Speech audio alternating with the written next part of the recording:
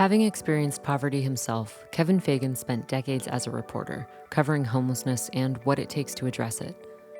Real progress has been made, but persistent misconceptions continue to undermine public understanding and support for proven, evidence-based programs.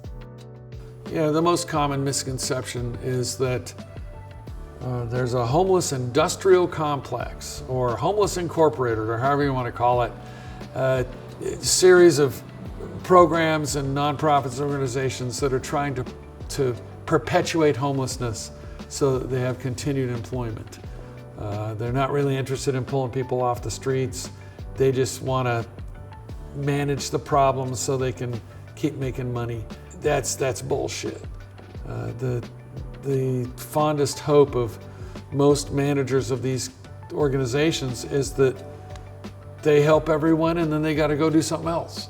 I mean, there was an enormous skill set that goes into helping alleviate poverty and homelessness that can transfer into many kinds of jobs that usually make a lot more money. There's not a giant conspiracy to perpetuate homelessness. It's offensive to hear that. There are many real drivers behind homelessness. Housing, for one. Housing has become so amazingly more unaffordable than it was when I was a young man. My first journalism job, I made minimum wage, and I could afford an apartment and a car. That's not really possible in any kind of urban setting today. There are a lot of factors for that. One of the factors is government help for creating affordable housing. Taxes have still remained high for lower income people. They've been cut massively for upper income people and businesses, and that affects what government is able to do in terms of helping create affordable housing and services for people to stay out of homelessness and to access their health care, to stay employed.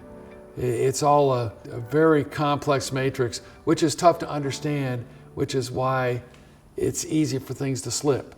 Over the past few decades, communities and politicians have launched initiatives to end homelessness. While these efforts have made real progress, the public often focuses on what remains unsolved, dismissing them as failures when they don't see goals met.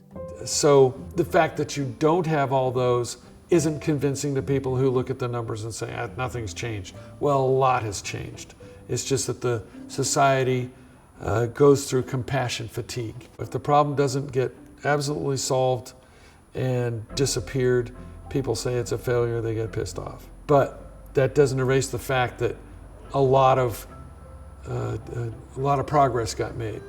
As demands on money, time, and energy increase, people need a compelling reason to believe that progress matters. That means seeing the faces behind the data and understanding that real lives are being changed, even when ambitious goals are not fully met. It also means raising awareness about the positive stories.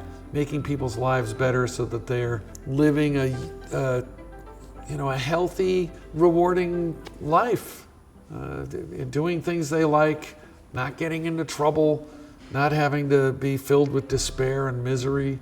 That's the goal. And that's what happens a hell of a lot more times than gets reported on.